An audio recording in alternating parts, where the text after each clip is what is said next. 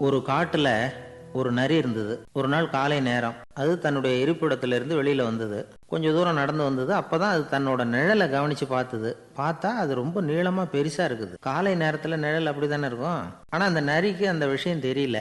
தன்னுடைய நீண்ட பெரிய நிழலை பார்த்து ஆச்சரியப்பட்டது. ஆஹா, நாம இவ்வளவு பெருசாவா இருக்கிறோம். அப்படின்னா என்னுடைய காலை சாப்பாட்டுக்கு ஒரு யானை இல்லைன்னா ஒரு ஒட்டகம் கிடைச்சாதான் சரியா இருக்கும் போல இருக்கு அப்படின்னு முடிவு பண்ணிட்டுது. உடனே ஒரு யானை அல்லது ஒட்டகத்தை தேடி அலைஞ்சுது, எங்க கிடைக்கும்னு. கிடைக்கவே இல்லை. மத்தியானம் 12 மணி ஆயிட்டுது. பசியோட அலையுது. இப்ப தன்னோட நிழலை பார்த்தது. அது மத்தியான நிழல் எப்படி இருக்கும், அது ரொம்பவும் குறுகி போய் தெரிஞ்சுது.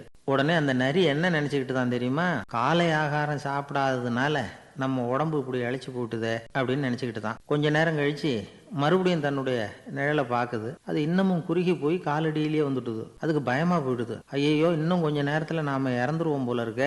இப்ப என்ன செய்யறது? இந்த சமயத்துல ஒரு எறும்பு கிடைச்சா கூட போதும், அதை நம்ம காலை ஆகாரமா நினைச்சு சாப்பிட்டுள்ளாமே அப்படின்னு நினைச்சுதான். நம்முடைய நிழல் கூட நம்மள மாதிரியே தான் அடிக்கடி மாறிக்கிட்டே தான் இருக்குது. அது எப்பவும் ஒரே மாதிரி இருக்கிறது இல்ல. மனிதனுக்கு ஏற்படுகிற தன்முனைப்பு இருக்கு பாருங்க, ஈகோ, அது கூட ஒரு நிழல் மாதிரி தானா. அப்படி நினைக்க ஆரம்பிச்சுட்டா அதனால ஏதும் பிரச்சனை வராதான். தன் முனைப்பை நிழல் போலவே ஏற்றுக்கொள்ளுங்கள் அப்படிங்கிறது பெரியவங்க கருத்து. ஒரு காரியத்தை வெற்றிகரமா நல்ல விதமா செஞ்சு முடிக்கிறோம்னு வச்சுக்கோங்க, அந்த சமயத்துல ஒரு வித நுட்பமான தற்பெருமை நமக்குள்ள உண்டாகுது. இது இயற்கையானது. அதனால இது மேல பற்று வைக்கக்கூடாது. அப்படி வைக்க ஆரம்பிச்சுட்டா அந்த தற்பெருமை ஒரு நிரந்தர விருந்தாளியா நம்ம கிட்ட தங்கிக்கும். நம்ம நிழல் எப்படின்னு பாருங்க, நாம நடக்கும் பொழுது நம்ம பின்னாடியே வரும். தன்முனைப்பையும் அப்படியே நினைச்சுக்குங்க.